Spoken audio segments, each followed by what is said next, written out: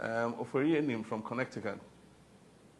Mr. President, please, what immediate plans would you have for Ghanaians who are unemployed due to the ban on small-scale mining?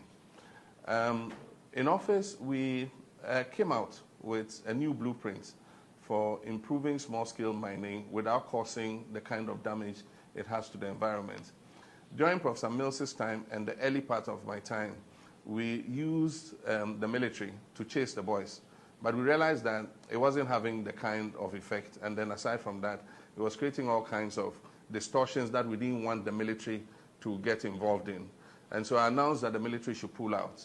And let's come out with a program where we help them to be able to take advantage of the resources God has blessed us with and be able to find jobs. Because if you set up a good small-scale mine that is using the best practices and will recover the land after they have finished, then all these young boys going into deep holes and the holes collapse on them can find work with these small-scale mining companies. And so we left a whole blueprint. We hadn't started to implement it.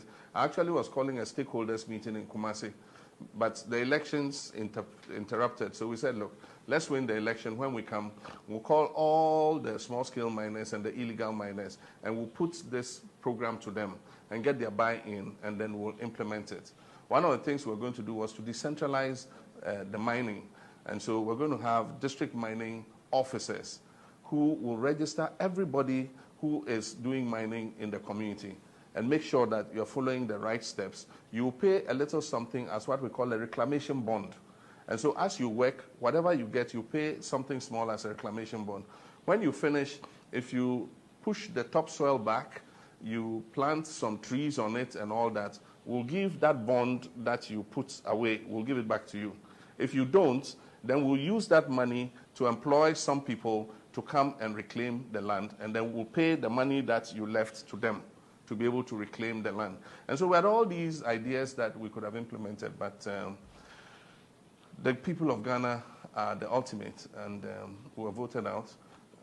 It's my hope that this government will continue from where we left off. But if they don't, and by the grace of God we will implement a policy that allows us to take full advantage of the resources that we have, and at the same time make sure that we don't destroy our environment. One of the first things we'll do is to stop mining along our water bodies and in watersheds of rivers. And so you can mine in other places, but you won't be allowed to mine in water bodies.